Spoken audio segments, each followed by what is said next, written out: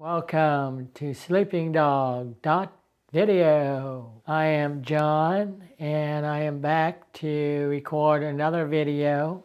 I finally, which you can watch on my channel, I got a microphone system by Rode that after using it for 2 weeks on a boat trip through Mexico, I found that it works very well and extremely well for windy conditions.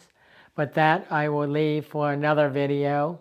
And this video, on my channel, I want to say I'm going to have a wide range of videos. It's not going to be dedicated to any one particular subject. Most of my videos are going to be about tech products and filament and all kinds of other stuff like that. And it's going to be my journeys if I go on any trips around town. I made a lot of Monterey auto racing and car show videos, as some of you probably have seen already, which I think are really good, my walkabout series. So, and then I made I posted a lot of past auto racing videos. So if you're in the classic cars, hot rods, and such, you might like watching those videos. Be prepared that they are fairly long, but I really think they're good videos if you're into classic cars and really like watching videos like I do. I'm into tech and classic cars and anything with a motor in it, electric motors, gas-powered motors, turbines, anything that has somewhat of a motor or wheels on it, or goes in the water. I love all that stuff. Plus I love astronomy and different things like that. So different things as such will be on my channel going forward. I've in the past been not as comfortable with making videos and having a streamlined, good setup. I don't want to have to spend all the time to set up a dedicated place to make the videos. So I like my setup that I have now with my iPhone 16 Pro Max and my Rode mic setup and a simple tripod and a image stabilizing device that it makes for a pretty good setup anywhere you want and make a video type system. So that said, in this video, I want to go over my quote struggle, but very, very intense learning experience over the past about 10-ish years since 2014 to tell you a background on my 3D printing knowledge and where I've come and maybe some thoughts. I'll try to make it not as long as you would think, but it may be semi-long, I'm not sure, but I'll try not to make it hours and hours long. I want to talk about my background. I'm currently a professional tennis coach with dual certification in tennis teaching, but I also love design.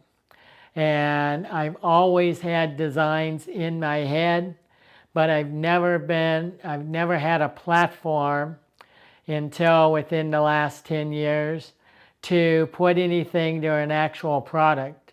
I have products that I want to eventually market, and if anyone wants to give thoughts on how to go from a prototype all the way through going to Shenzhen, China, or just if you don't want to go that far in thoughts, just some links where I can get more information and watch other videos on how the process is, because I have a product, it's for a tennis industry product that that I have designed.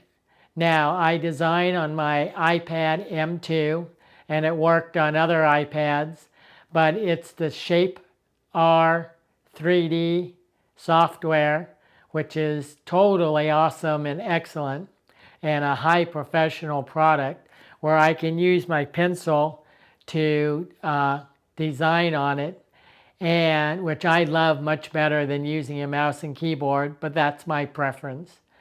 And it's not sluggish. They give lots of updates. If you want to suggest things, I'm on their beta program. So if you want to suggest things to them on updates, they will listen to you. They're that type of a company, and I love those type of companies that aren't too big, that they can still listen to you, and they really value your opinion. And they have someone on the forum, their forums, that actually respond to you, so you really feel like they're listening and they're taking into consideration. They may tell you, like on the LumaFusion for video editing, which is what I edit these videos on my iPad with, is LumaFusion. That's a very excellent product. They just had an update to version 5 and then a version 5.1, and I'm just starting to try to, in the last day or two, so I'm just trying to learn how to use the stuff in 5.1. But it's a very excellent video editing software. So you've heard of Final Cut Pro by Apple, and there's a couple other ones that you would think were more professional, but LumaFusion holds its own because it's been around so long on the iPad. It's refined its interface on the iPad that the Apple Final Cut Pro has not. So a lot of the features on the desktop version of Final Cut Pro are not on the LumaFusion, not on the iPad version. So take that into account. And if you're interested, I would, and none of what I'm saying, I bought everything with my own money. I'm just saying the products which I absolutely love, things I like, and so forth. Until I start building a channel where companies send me or want to send me products, I bought everything with my own money and a lot of research time on these products. Anyway, back to Shape R 3D. That's an awesome design. You can design just about any design you want, professional to consumer grade to full professional products. The only thing that I always hated is I have to go from the iPad to my Mac. I have an M1 Mac, which I paid $3,500 US, a lot of money, but I wanted a fairly high end because I know that you can't upgrade these computers anymore. You got to get what you get, and then so then you try to get as much as you can afford in upgrades. So that said, I have to use my slicing software, and I've used 3 or 4 different slicing software. I used Cura for a while, which I kind of liked. I'm now using Simplify 3D, which I bought for, what was it, 150 bucks. And then I had bought it years ago for $150, Simplify 3D. And then I bought the upgrade for either $50 or $75, which is pretty expensive. But I found that Cura, it was good, but I just couldn't get things to work well on my printer with Cura. So I went back to Simplify 3D, and I think it doesn't have as many options, but it does what it does pretty darn well. And they had an update to their software. They don't seem to update all that often, but they had an update to their software and I liked the interface. So I went back to using that. And I'm getting down to another rabbit hole, which I tendency to do. So I have to make sure to keep myself on track. They're good rabbit holes, but then it'll be a half an hour down a rabbit hole where you may or may not want to listen to, or maybe you want to listen to on a shorter, if you want to call it podcast. I don't know if I call these podcasts for me, or just YouTube videos. My short background, in the 80s, I got a 2-year degree in computer science at the local junior college, and I emphasis on programming. And then years later, we went to Chicago for about 2 years, and that was great. I love Chicago. And we lived outside the city, about a half an hour outside the city drive. And I took at their junior college, I took some electronic courses. I didn't actually get a degree in electronics, but I took at least 5 or a year and a half of electronic courses in digital electronics.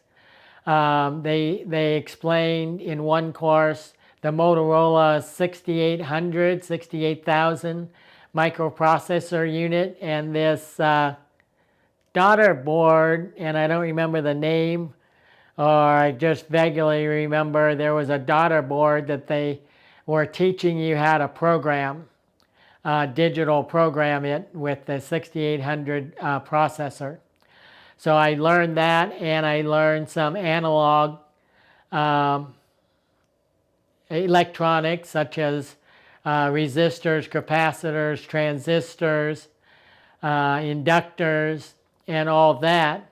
Now, on neither my programming side nor the electronic side, also in electronics, before I went to junior college for electronics, I read a book cover to cover, which was about a 300-page book on analog electronics, and studied that.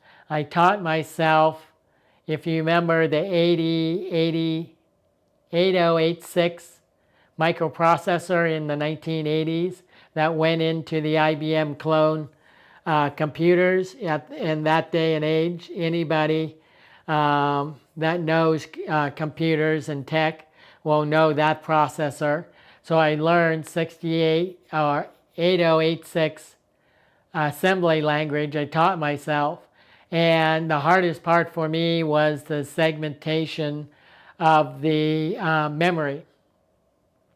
So that's all I want to say on that. Then now jump ahead to, so now you know that background of myself. Now in 2014, I bought my first, it was the XYZ Printing Company Da Vinci 1.0 printer. Now, it is I forget the different names. I know the bed slinger is, I think, a Cartesian style printer. This one is whatever they call, and it escapes me without looking it up. This printer, which is the Bambu Labs printer, is where the bed goes down and up, but it doesn't go in and out like a bed slinger printer. And before I do my second video on the unboxing of this printer, I wanted to explain why I bought this printer on the 2024, this year, Black Friday deal. So I got about $300 or so off the printer through the Black Friday on the Bambu Labs website. So if you're if you're on the fence, as they say, in whether you want to buy this printer, I bought the AMS included with it because I figured I might want to try a few two-color prints, which I've never done before, so that's a new thing for me. But I thought for a couple $100 more, I should get the whole package on the Black Friday deal. Plus, I bought 2 print heads because I like to print at a 0.6 nozzle lately to try to get a little bit faster print speeds. Not print speeds, but reducing the number of hours. There's print speed, which is the speed of the head, but then there's reducing the number of hours through bigger layers to make it less time consuming. So a 10-hour print may be a 6.5 or 7-hour print if you use a bigger nozzle. So that's what I was trying to do. So I bought 2 full. It cost me a little bit more, about $34 opposed to $14 to buy the whole with the fan setup. So I was hoping I could just plug and play a new print head in here without having to disassemble a print head, put all the heatsink compound on it, etc., not to go down another rabbit hole, to get another print head set up. Now all that talk is for another video, but it's not really, it'll take too long and make this an 1.5 to 2 hour video if I go through all that stuff. So all that should be on another video. And as I make these videos, I'm trying to cut down the amount of rabbit hole talks, which I'm going to call it, and instead of keeping on track. So my videos are still going to be a little bit long, but I'm trying to keep them not super long. So what I said in the previous clip, the DaVinci 1.0 was a pretty revolutionary printer for its time. Printing really started around 2012, where you have somebody hooking up a hot end and streaming all these cables, all disembobbled, junk-looking, thrown together parts to make an open-air bed slinger printer. It was like the Bambu Labs. It had a bed with 3 screws, one on the front like the Bambu Labs, I believe. I haven't opened the box, but 2 on the back screws, so a total of 3 screws.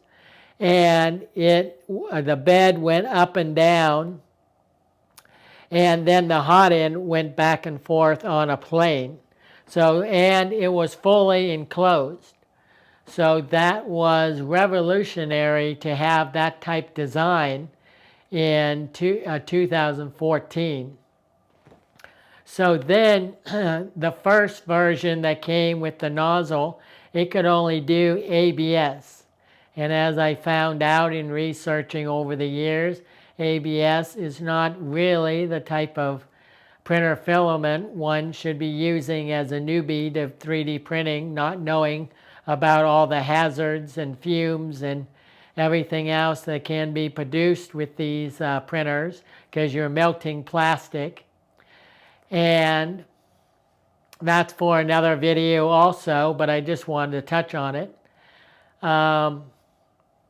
So ABS, I'm probably for the most part not going to touch printing ABS unless down the road I have some ventilation system that I feel more comfortable printing with ABS. It's not just the fumes with ABS. That's all I'm going to really say about it, except for one comment, is it's a particulate matter that gets all over the inside of your printer, or it gets all over your room that you have to clean. So I found that out with sanding even PLA parts, but that's for another video. So I'm back and I had a drink of coffee, and I am back to the subject that I bought my XYZ printing printer, and shortly after I bought it, they came out with a hot end that I did swap out for one that would also do PLA printing. PLA is not non-toxic, so there's still toxins that are harmful, but it's a lot less harmful than some of these other engineering grade. ABS, I consider maybe not an engineering grade filament, but up there on the toxin levels. So PLA is what someone should start out printing with, and then use other precautions. I want to say that. So research at your own risk, and use 3D printers also at your own risk on whether you believe there's too much toxins being, what do they call it? Something gas, exhaust gases, or there's a saying. But anyway, that's here nor there. Off gases, that's it. So the off gassing, do your research on that. Is a good idea going forward in 3D printing. So now I am going to discuss why, before I get to the next printer I bought, and this is probably my fourth printer, or fifth printer. It's my fifth printer over the 10 plus years. And I'm going to explain a little bit what made me want to get another printer and why I didn't do more printing on the previous printer that I bought, and why I got another printer instead of printing away a lot on the previous printer. So you can understand the steps of what I had to go through. So that maybe will help you on your printing experience. If you're a newcomer, or even this is a good talk for someone that's been in the printing business for a little while, you may say, well, I understand exactly what you're saying, but it might remind you of stuff you haven't thought about in a while to think, and you might want to start YouTuber that's doing videos. You might want to, on your own channel, cover some of these topics in your own fashion and in a little more detail. But this might remind you on some of the key points that might help you, and by all means, take it and run with it if you want to use any of these subjects in your own channels. So we're helping each other pretty much in these channels along our journey of this great 3D printing business. So my DaVinci 3.0, so first I have to talk about this one thing. First, I started out, I didn't know anything about really 3D printing.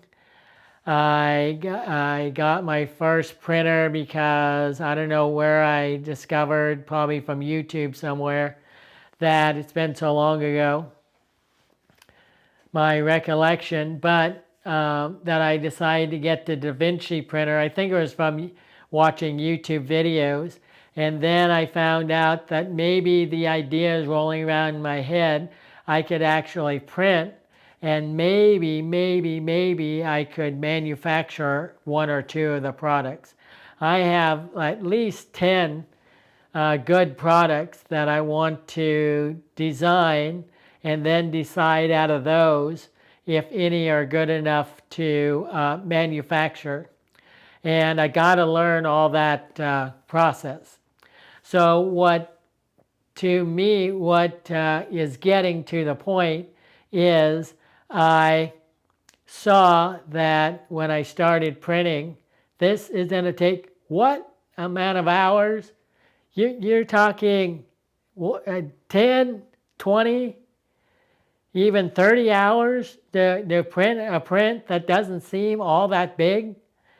You know, that was just amazing to me. Now, in doing that, I was trying to see how I could cut 30, 50% of the printing time down to maybe 4 hours for the print instead of 15 hours for the print.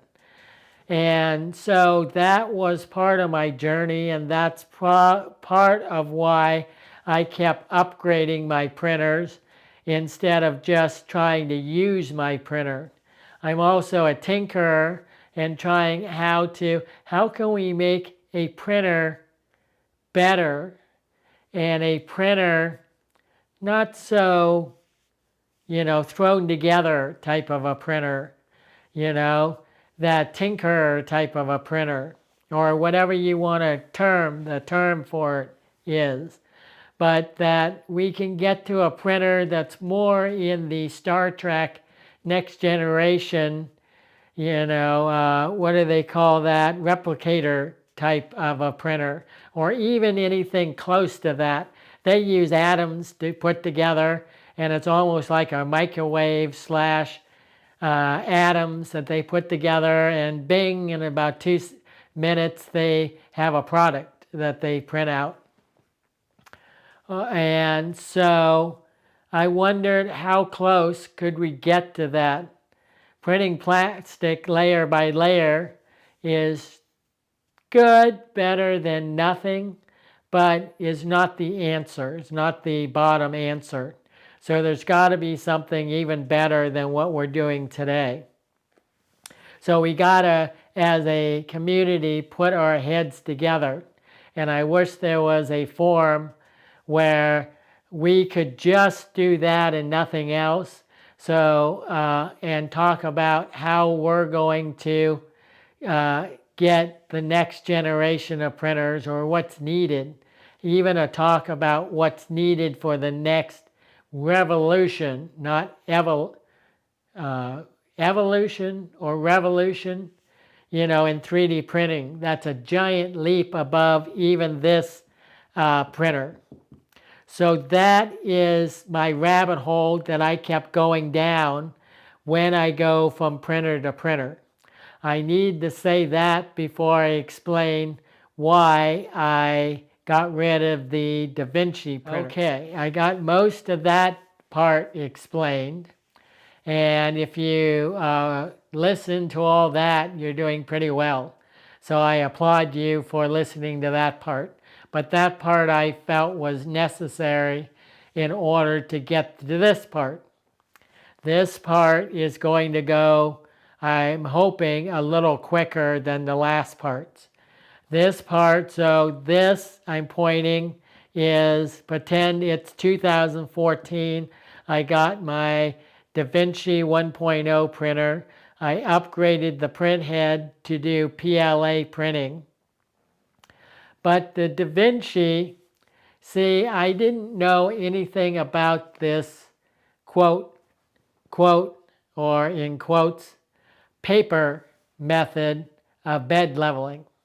That was new to me.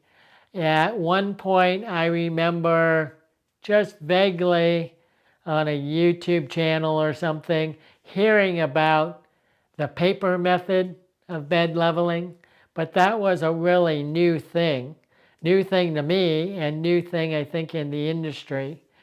And so in the manual for the XYZ Da Vinci 1.0, they had this super complicated way in their firmware and on the screen of their printer of bed leveling, where I'm trying to show the little knobs on so there was a knob on the front for the linear screw rail here.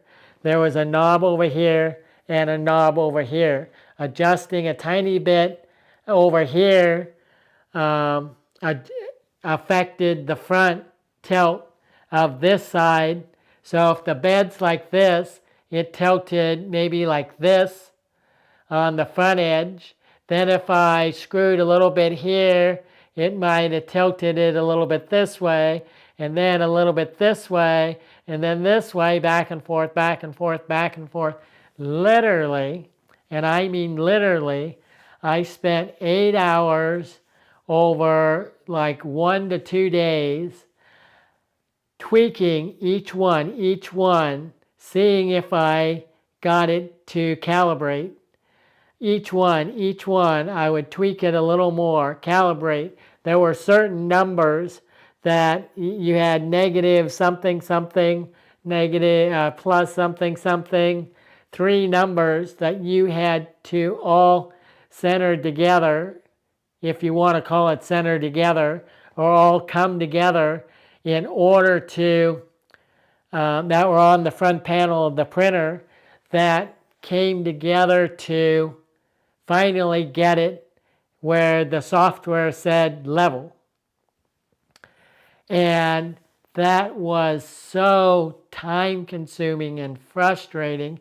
I did it 3 different times because I couldn't get a decent print to adhere to the print bed. And I couldn't get more than maybe 1 print to ever print from the printer. It was a great printer in that it was the first, if one of the first, if not the first, fully enclosed printers, and one of the first that had the print bed that went down, and the X, Y, and Z axis, or XY axis, was by the carriage print head. So unlike the bed slingers that go in and out for the y-axis and side to side for the x-axis. And so that was innovative on that side. If they just made software, if they had the technology on the software side that this Bambu Labs printer has, they would have been probably very successful. And I don't know what happened in the industry. Maybe someone can comment on that or make their own video along these lines. That what happened in the industry where we saw mostly bed slinger printers and not the printers that the bed goes up and down but stays level. I think that's a much better way of doing it. Either having the bed where it doesn't move at all, and that one of my printers had where the bed didn't move at all, but the print head went up and down in a 3-dimensional fashion because it was a Delta printer. And then, or the bed going up and down like this, going up and down, but the X and Y axis done on a linear system. And so that's why I gave up on the XY, on the Da Vinci printer. And that was way too complicated and frustrating. So that's the main reason I gave up on it. Plus I could get no prints to be reliable printing on it. So I just gave up, and I was in my first part of my learning process. From then till now, I've gone through just about every 3D video on YouTube, every website on problems with the 3D printer. I've gone through, you name it, you've had the problem with the printer, issues in your prints, over extrusion, under extrusion, blobs, zits, holes in your prints, etc., etc., and bed adhesion, too good of bed adhesion, etc., etc., prints that stop for no reason and won't start printing again. And one of the issues was, I'm going to talk about in a moment with my next printer I bought, was layer shifts. And I've had it all. I doubt there was a problem with that you had with printing or printers that I haven't experienced. And I've learned to get through those, or at least understand those issues pretty well over the years. So I think I'm beginning to be more of a semi-pro when it comes to 3D printing on my knowledge, because I've just had 10 plus years of research upon research upon research, and not just asking people, how do you do it, trying to get a quick answer.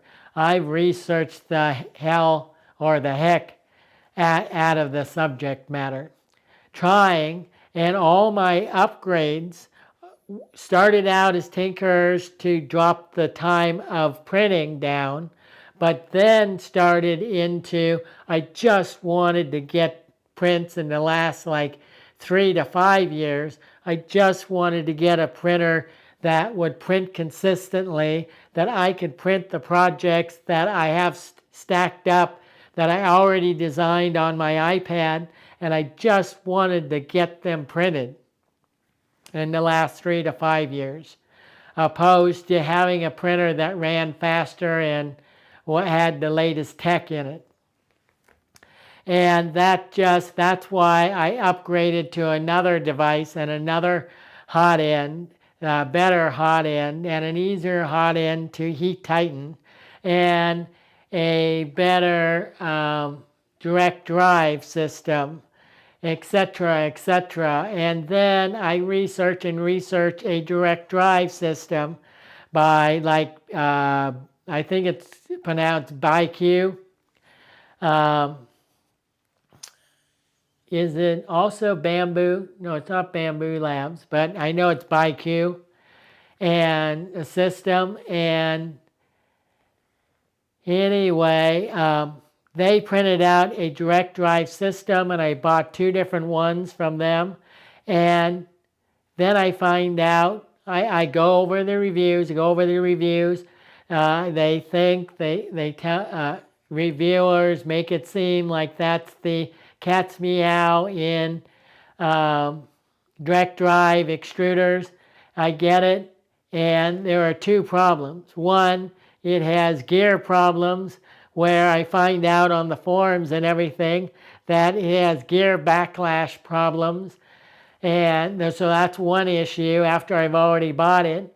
And 2, how in the heck do you get a plate of some kind that can attach the unit to your X carriage unit? So the X carriage is kind of like my hand flat that then the hot end would attach to, and this is the hot end. And so how do I get the direct drive system, which is roughly this size, and get it to attach to the plate? I had one plate that I got that I'll explain in a minute, and I had umpteen holes, but no holes that would line up with the BIQ direct drive extruder. So it's like, how in the heck do you even remotely screw this in and have a plate? I wish they would just design a couple designs for it. And even online, as of maybe a few months ago, I haven't found really any third-party YouTubers or other people that have designed a mount. A standard, I think my printer that I'll describe in a minute is one that can use a standard, printing mount. It has standard printing threads and holes. So if I just had that could adapt to my problem is I only have one printer.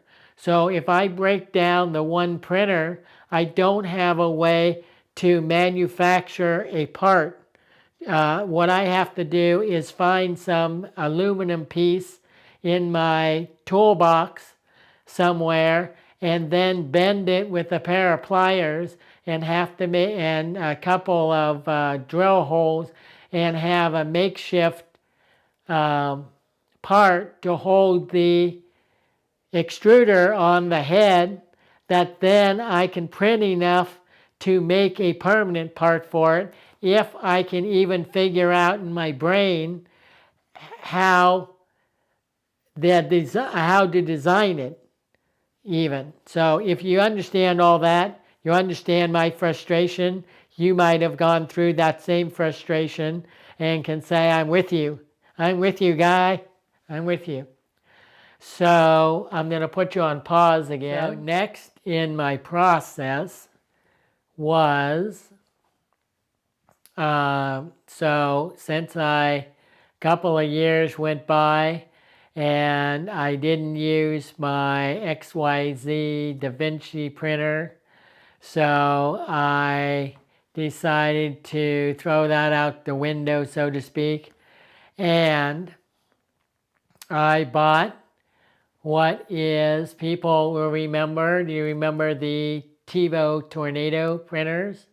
They made the initial TiVo Tornado printer by TiVo, the company, and which is very crappy tech support. So I liked the printer. I got the 2018 Gold Edition version, which I think is basically version 2 of the printer.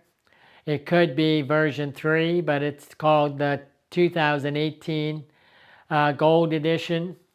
And that printer actually was a really good, it was the bed slinging type of design printer.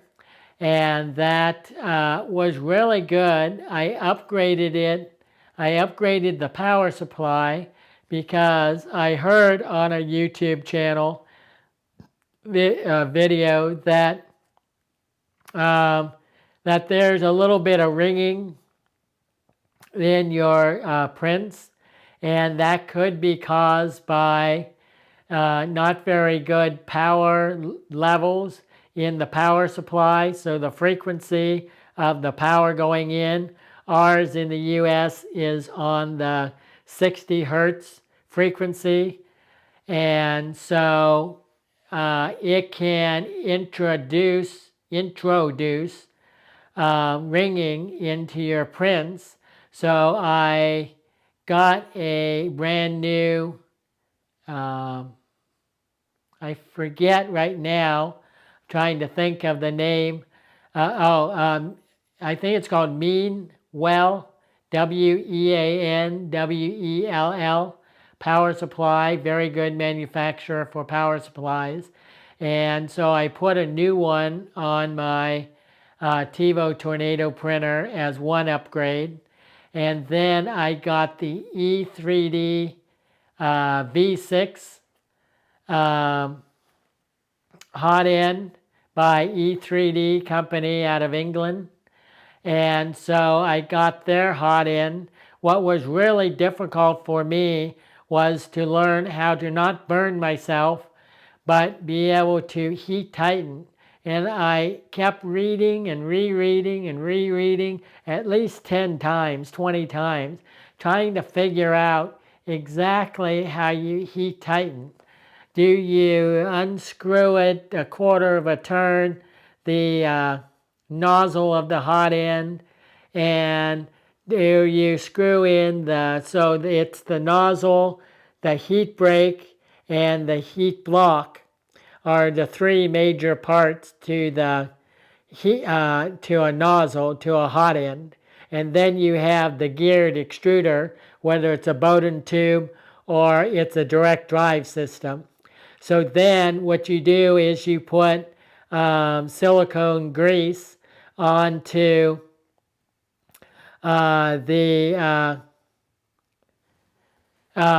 to make it thermal paste into it as you screw it in. So it's whether a quarter of a turn, and then you screw the heat brake I'm trying to remember. I'm getting a little blurry-eyed from talking.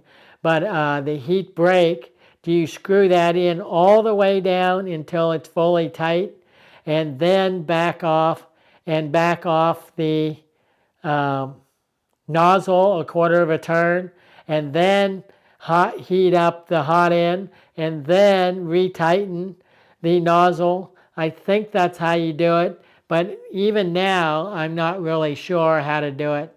I see some people saying that tighten everything down, then heat it up, then retighten the hot end, and so other people say to untighten a quarter of a turn, and then heat up, and then tighten down fully. And being able to do that with pliers or something that don't heat up, that aren't metal handles that heat up and burn yourself, and trying not to burn yourself on the nozzle, that's pretty complicated. I applaud the people that can do it easily. So then I installed that, and basically I had a unit, and I forget what the unit was, for my first direct drive system that I put on my TiVo Tornado. It used a cable system, and I'm going to run in, put you on pause, and get you what it looked like. I am back, and I wanted to show, this is, at least I didn't find the actual direct drive extruder, but it was 3D printed by the company. And then this is the cable that, the purpose of this cable, and I'll show you a close-up, this is a stranded cable, and this is the adapter that went on the drive. So what you do is you take a NEMA 17 motor, you place that somewhere else on your printer, and then you take this cable from the direct drive, very small unit, with I think it was a 30-to-1. Can you believe it? Not even a 7-to-1, but like a 20 or 30-to-1 geared extruder. And then it would run the cable around. The NEMA 17 motor would, it would go in here, and then it would drive the cable to drive the gears on the extruder on your hot end, to make the hot end really lightweight. So that was that system on the TiVo Tornado. And then the TiVo Tornado, I had it running. That system, you could only get up to about 100 millimeters per second, maybe 120 max speed. And at that time, that was really considered fast speed. So that was around 2018. And that was considered really fast. I had it printing once so fast that it actually separated, I'll show you this again, it actually separated the wires out of here and actually broke the wires from this. It was printing so fast. Now you wonder why I didn't use that printer. Now that printer was pretty reliable. What happened was that printer, the frame, the bed is something different, but the frame was very true and straight. So that made it also a good printer. So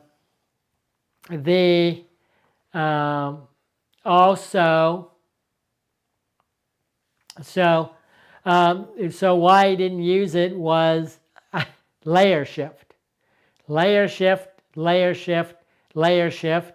And because we're getting into the subject of layer shift, I want to show you one more product that I'm going to get from the other room. Okay, now, does anybody remember or know what this is?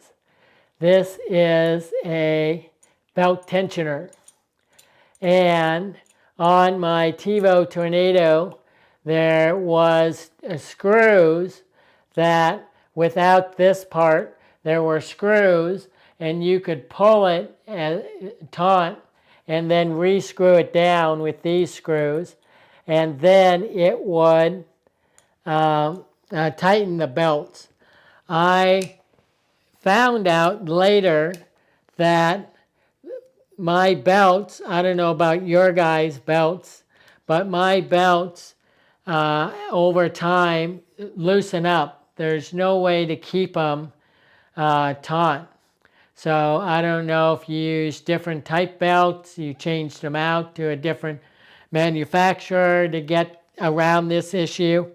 But for me, I could not get belts to stay tight more than 5 or 10 prints, and then I would have, and they're long, very long prints, but after about 20, 30 hours of printing, I would have to retighten the belts again. Now, the layer shift, I didn't understand that issue until much later in my printing journey.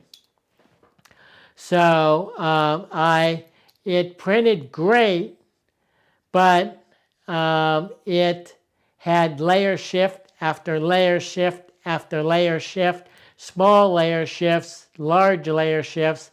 I couldn't get a print out of the thing without a layer shift issue.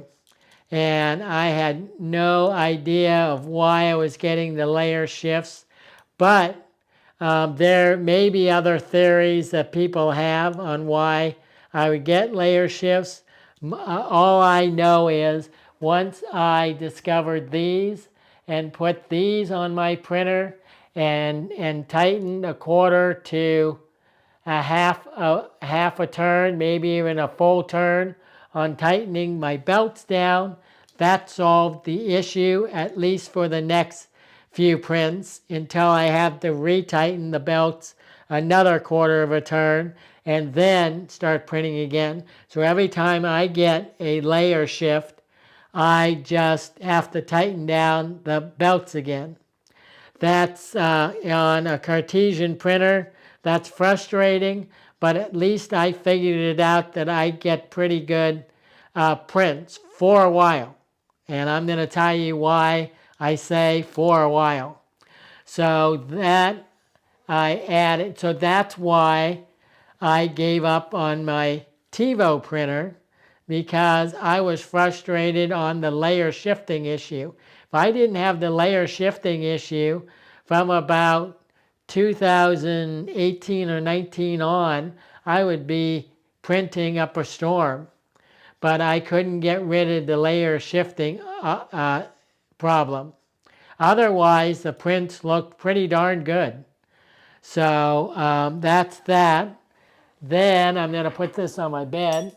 Now, the next printer, so then my brother saw all the frustration and the non-printing I was able to do, and the more frustration in trying to fix stuff, that he suggested, can you get a printer that is just plug and play, more or less like an inkjet printer, where you clean it once in a while and then it just prints and prints? And I said, well, yes and no. There are better printers maybe than the route I'm going, but there isn't a inkjet printer category of printers in the 3D printing space. So, but then I thought, well, okay, the what is it, the Creality Ender 3, I keep hearing on a lot of YouTuber channels that the Ender 3 were a great workhorse printer and highly recommended, and a go-to printer, small bed size, but a go-to printer, etc., etc. And so but I needed one that was at least a 300 by 300 by 300, the same bed size as my TiVo Tornado printer. So I thought, okay, it's an Ender series printer by Creality, and it's called the Creality Ender 3 Max, which is 300 by 300 by 400 millimeters in height. So I thought, okay, it's an Ender series printer.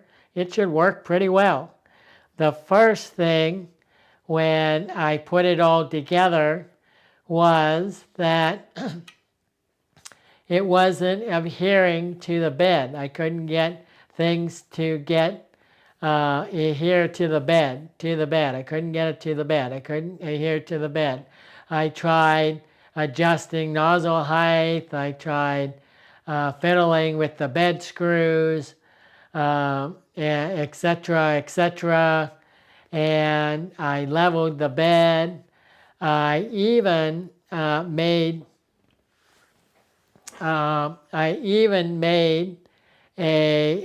if you see down here, I had my brother help me make on his woodworking tools this unit, which made this desk, which is actually the 1980s. My sister found it, called the Mac desk, after Apple Mac computers. But that's another video to show you this desk. This is an actual techie antique type desk. But this desk is not then perfectly flat. So I used this with feet on the bottom to make it perfectly now flat. So then I was thinking, well, if it's perfectly flat, the bed's perfectly level flat, then I should get good bed adhesion, right? With changing a little bit of temperature in the hot end for PLA, I should get perfect first layers. But I still struggle. When I first started printing, I printed, well, with the Da Vinci printer, it was PLA, but I only printed a short while with that. With the Tornado printer, I printed with PETG. I printed nothing PLA, always with PETG.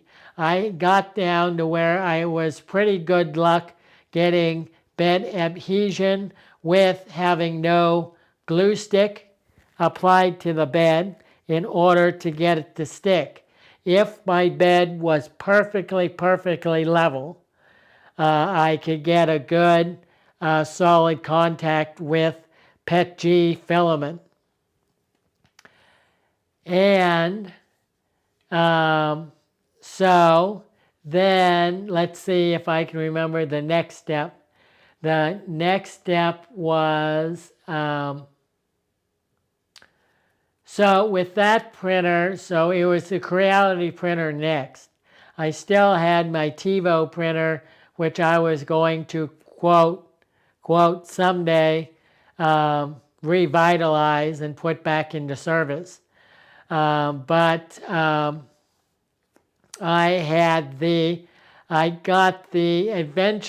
I did get the Revo system from E3D, which I like quite a bit. I do think that the Revo system on a short rabbit hole doesn't print as fast as other people do on like the Micro Swiss systems and some of the other systems that people print with. There's 3 or 4 that are the major systems that people print for if they want high temperature printing. And so, but the Revo is very easy to take the nozzles out. You do have to make sure you heat and take the filament out, then let it cool down completely, then unscrew the hot end. And the only problem is that if the filament gets stuck around the hot end, it'll kind of glue to the hot end.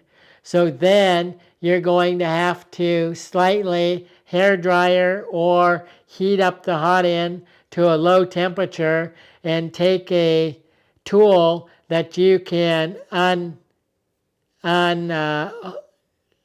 you can screw it and get it to unseal from the hot end. So that's the only thing. So it's not perfectly as quick as they make it out to seem, but it is pretty easy to swap in and out if you want to go from a 0.4 to a 0.6 to a 0.8 to even a 1.0, which I've never done.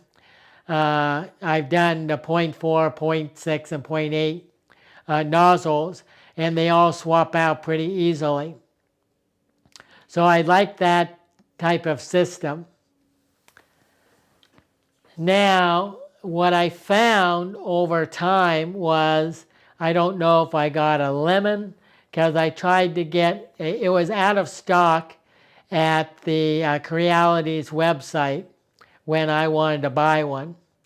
And so the Ender 3 Max. So I went on to Amazon.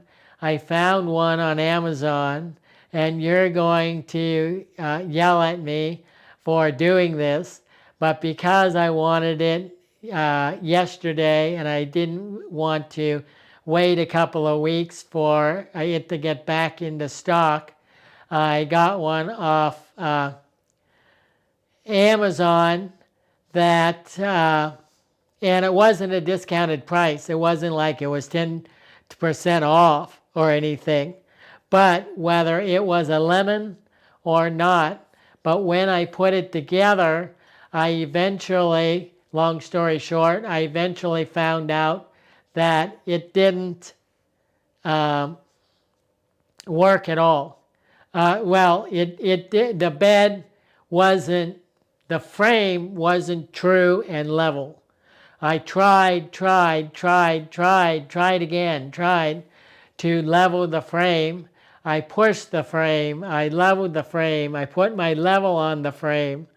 I tried to level by one little turn of the screw here, another turn of the screw there, screw up here, screw down here. There were 6 or 8 different screws. I tried to level the frame.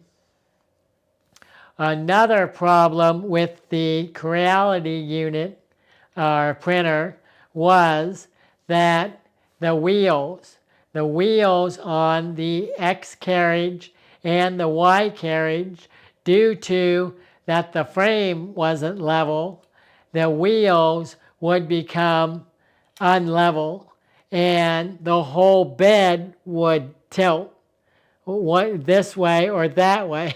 In order to get everything level, I had to actually put extra feet or pieces of plastic underneath the total frame to try to level out the bed. So the bed would be tilted like this, and I'd have to tilt the whole frame on this side to get the bed to level on this side, which was a crazy way to have to do it. And it worked for a little while, but that wasn't a long-term solution. And then it finally, after finding out that I had to readjust the wheels on the bed as well as the X carriage so many times that, and it was so out of level that I gave up on that and went to, what do you think this is? I bought from a company that I don't remember the name of the company, but what do you think this is? Linear rail system. And it's supposed to be like this. This is the belt for the linear rail system. I bought for about $600 total two kits. One for my TiVo Tornado, which I was going to rebuild, and one for the Creality printer, done a rebuild. But I probably should have tried to figure out the frame leveling issue before I changed out the wheels for this type plate system to try to get things to work more smoothly. I went this route instead of the frame route, and well, here nor there, was that the right choice to make? You can make the decision, but that's what happened to me. So I threw, quote, more money at the problem to come up with another $600. Then within the last month or two, so I'm getting toward the end, so if you've gone this far in my journey, I do applaud you for doing that, and thank you for watching this far in my journey. But I'm now going to get to the end, which is to then my next video of unboxing this printer and why I bought this printer. So at the end of my video, I'm going to go into why I bought this printer. There were a couple of things. I finally got my Creality printer bed leveled enough, cranked one side to the other, pushed into level the best I could shove it, and they got it to level enough, and I had this little square, and I'm sorry it's escaping me what the name of the direct drive extruder. It was the OMG, that's what it was, the OMG DM1 extruder unit. They have an adapter you can get for it, and now I think they maybe produce it. It was version 2 that had dual gears, so it was a dual gear extruder. So it didn't have anymore the ball bearing wheel. It had 2 gears on this side plus two gears down here for a total of 4 gears to push the filament through. I got as I said before, I got a temporary plate which I bent into shape to as a holder for the direct drive, and that unit worked great, but it kept going out on me. I printed a lot of printing, and I'll show you what I printed, that I printed a lot with.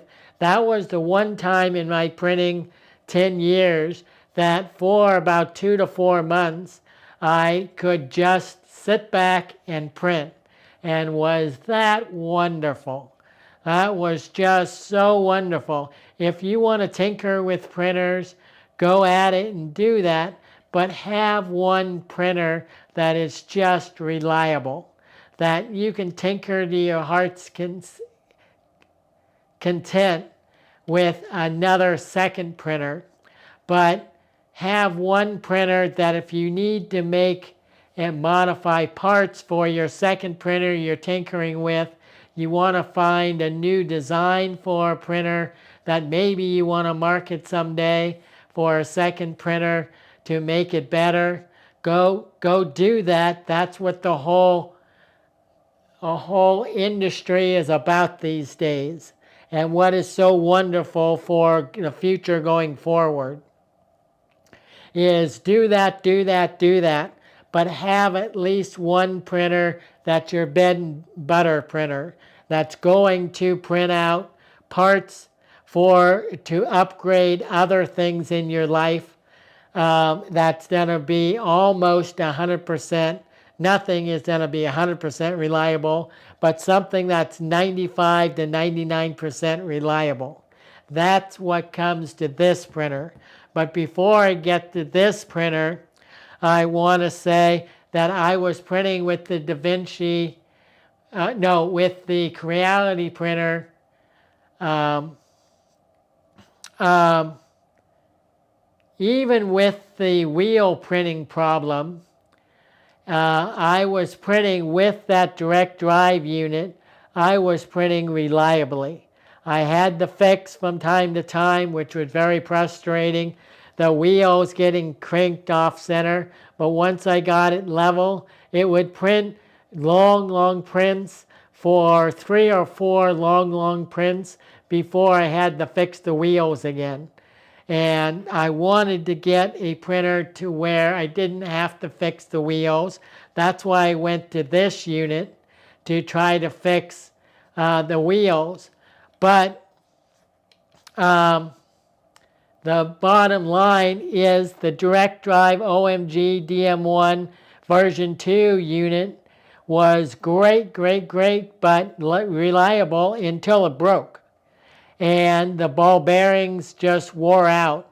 I don't know if I should have from time to time took it apart and put oil to lubricate it so it didn't break, or what I should have done, but it broke and didn't say in any of the manuals or anybody on the internet except for one girl that does a 3D printing channel.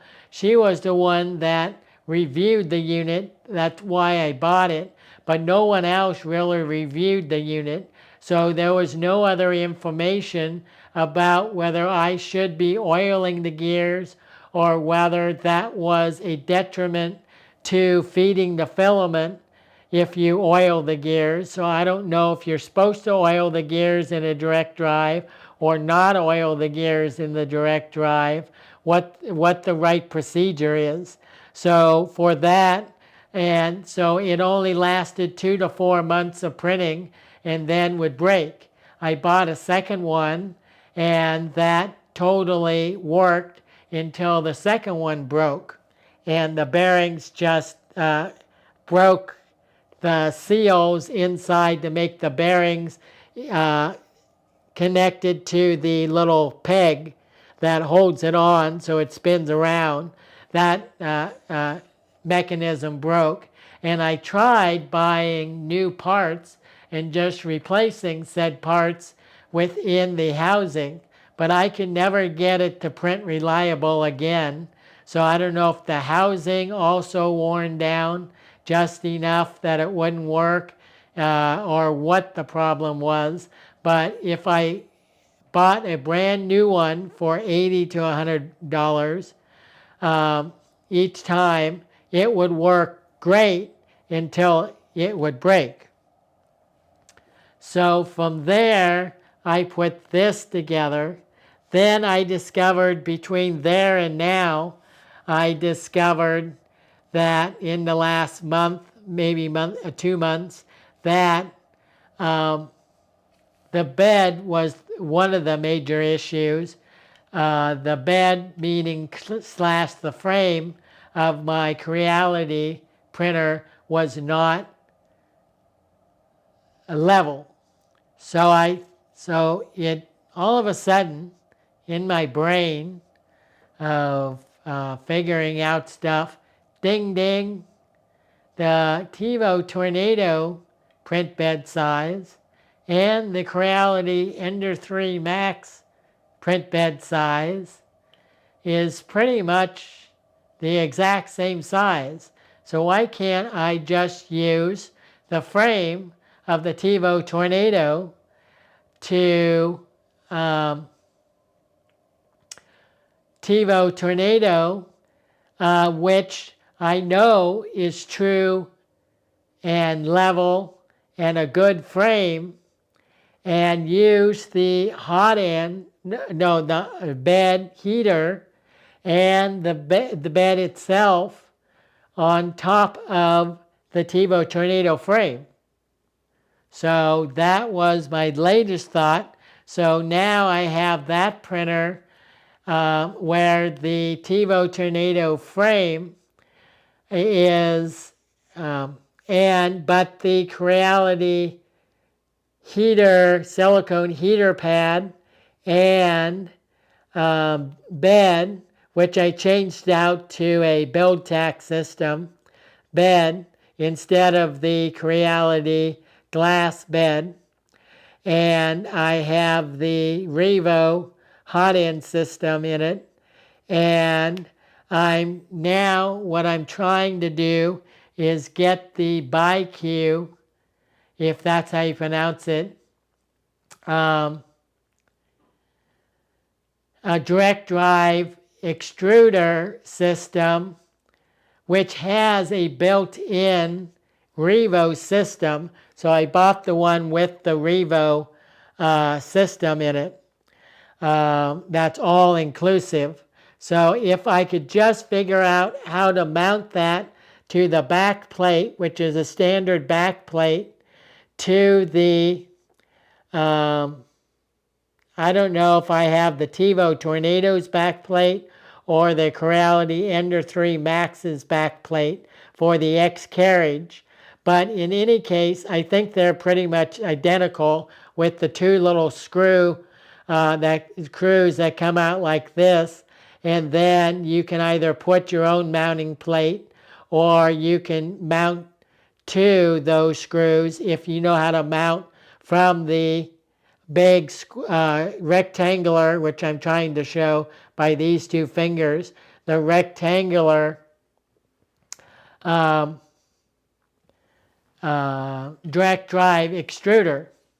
Now that has only certain holes on the extruder to mount.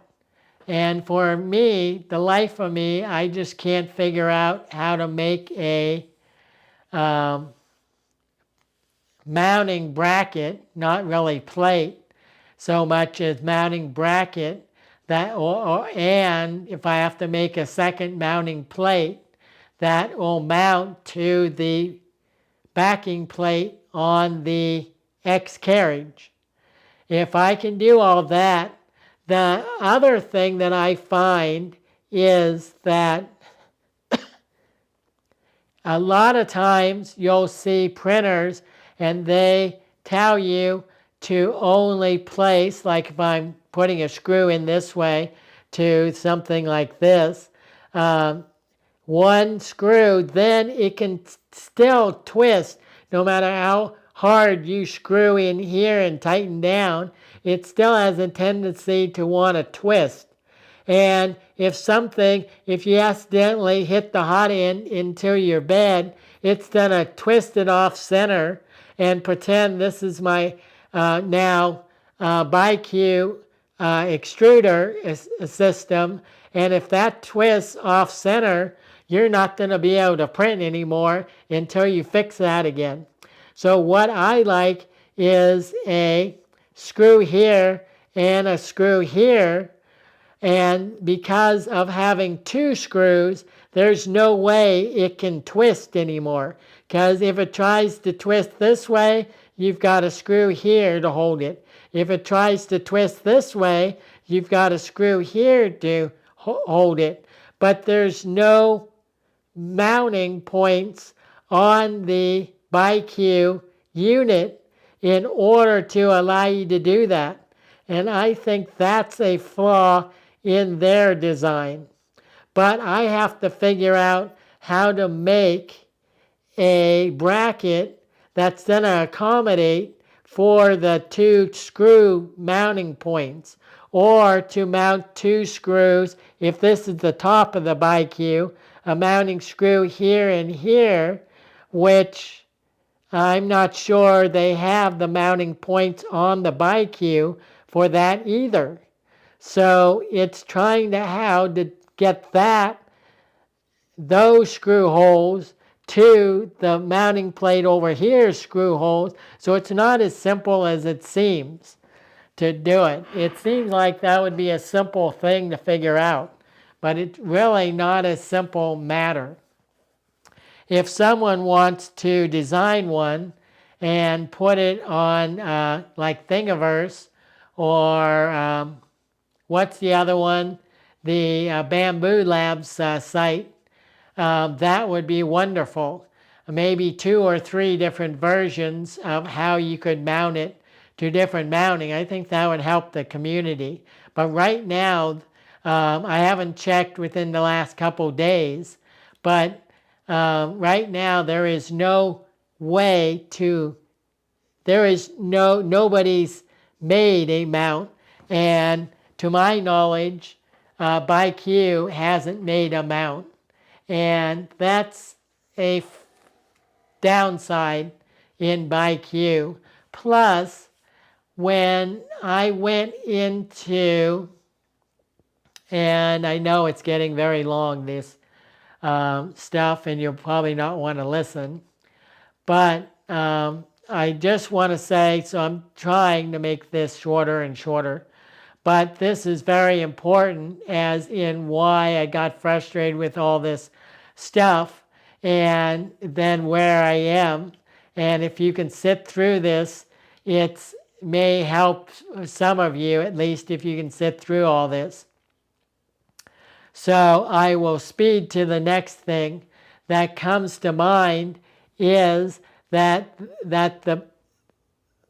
this unit, which is supposed to be a very good, I did my research. It's not that I didn't research to the ends of the earth to decide whether this ByQ direct drive system was a very good, respected in the industry extruder. That's why I bought it. But then what always happens to me?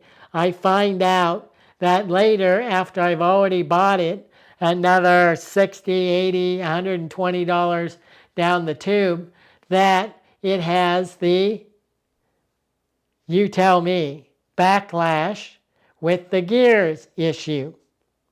And whether that issue is going to affect the printing. So it's like, man, I do my research. It's frustrating. I do my research. I don't try to rely on just getting a quick answer to all this stuff. And then, ByQ, why can't you get something out on the market that actually works? Get something, I know you want to cut corners and make something cheaper, but geez, get something out on the market that works. Send it to reviewers or something that then they can test it out so you can get something that just plain Jane works. So that's what my problem is with 3D printing. I do my research, get it out on and I buy it, and then it just plain Jane, I find out it doesn't work. And so that was one issue. There was another issue. Put you on pause and drink a bit more coffee. And then, okay, so then I can't remember, but there were a few other things I bought, and then I find out for my printer upgrading, trying to get reliable prints. And it's here nor there whether I finally remember what they were, but they just didn't work either once I spent all the research finding out what the best product was, and then it didn't work. I'm going to show you a couple items.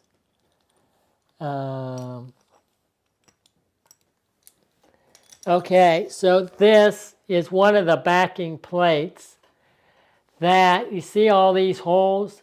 And you would think one of these freaking holes that is for holding on my linear rail system. Since I have 2 of these and I'm only using one linear rail system, so I wasted then maybe $300 on buying 2 of them. I could use this as a plate that then will connect my direct drive BQ system to my X carriage. But I can't figure out how the holes line up to the BQ holes. So I'm going to have to figure out how to manufacture something that will hook to these holes and will hook then to the BQ holes on that system. So that's my another part issue.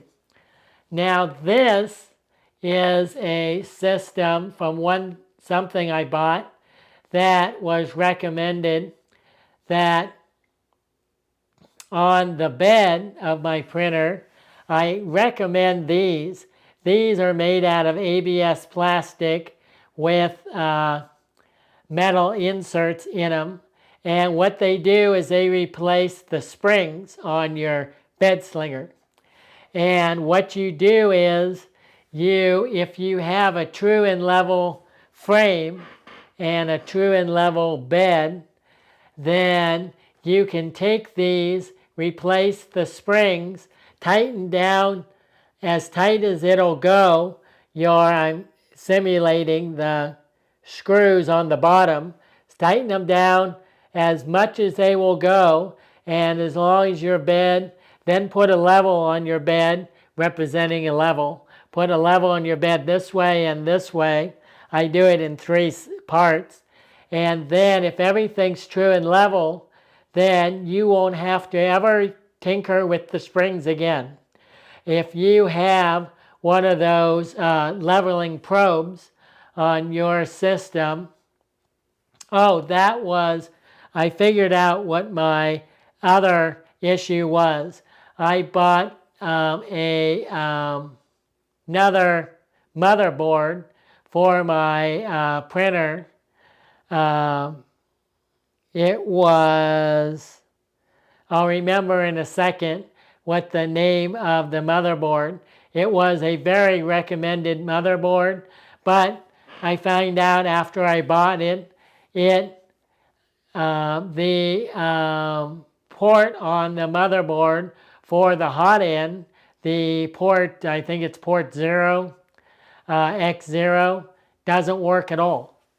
So then it's like, guys, and I think it was a BQ motherboard. So it was one of their motherboards that was really for one of the rat rig style printers. So I would do all the high voltage printing, but I only used it for regular printing. But I like some of the features on it. So I bought it, but then some of the features just didn't work on it. The standard features of the main features and Marlin, and I can talk about that Marlin opposed to what's the other one that everyone loves that works off a either Arduino or a Raspberry Pi system. I tried to install that system, and I tried Mainsail. I tried the other 2 systems on installing it for your main software. And for the life of me, I just can't remember the generic name for it. But then, so forgive me on that, but I tried installing that, and that was just so complicated to install for me. I did it according to the instructions. I followed the instructions. I read posts where they told others, well, did you read the instructions? Like basically, you dummy, you didn't read the instructions, so why are you asking us to just give you answers? I did everything I could before I asked questions to the forum posts, and I couldn't get it installed. So I gave up on that. I knew I could, and I understood Marlin and understand how to tweak Marlin.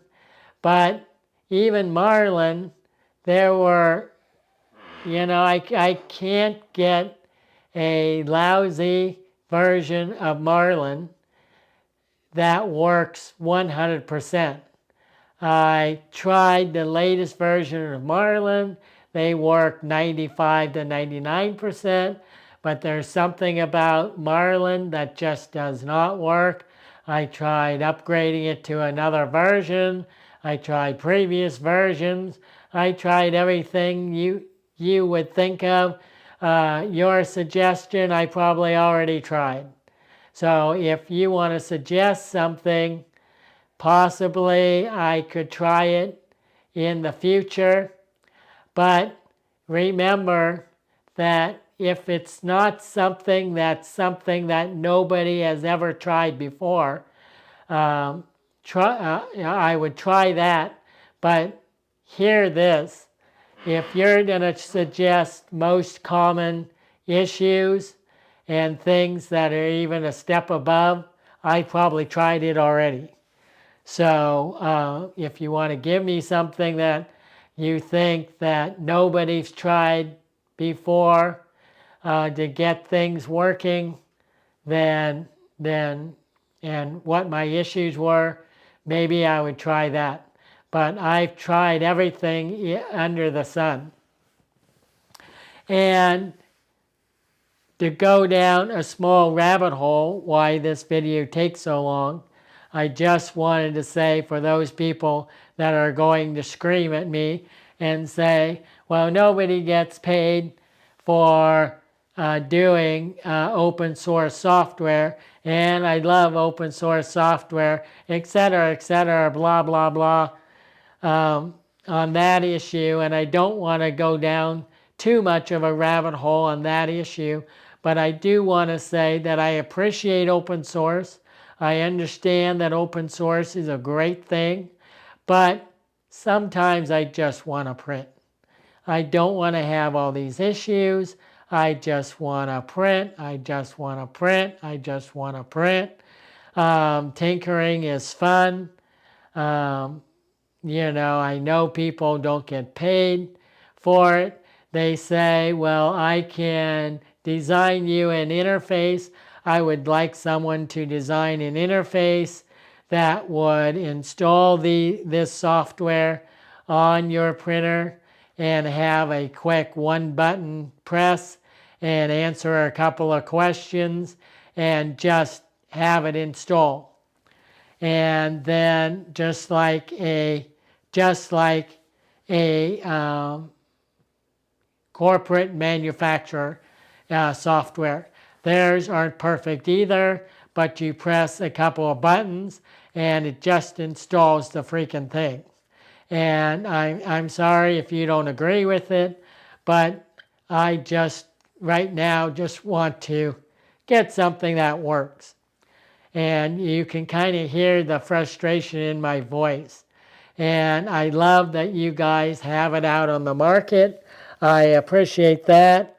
I pay homage to those that are doing it for free, but I just wish somebody would come out with a front-end product that would just take the back-end product, make sure it worked, and have a one-step process to install it on a Raspberry Pi 3, which is what I have, and just have it work. And with a few tweaks, just have it work. So basically, I've come to the idea with all that. I've come to the idea of this is getting toward the real end of my video. So if you've gone this far, I highly appreciate you doing that. And I think that maybe you've learned a little something. And know that if you see other videos that hopefully are shorter than this one, you will know my background and know that I have a pretty good knowledge of 3D printing. So I would be able to help, and I do try to help the community. So if I go on a forum, I do try to help the community with their problems. So I do give back. I don't just take. I do give back to the community because I think that's what it's all about. And I love helping others, even if my help doesn't totally solve their problem.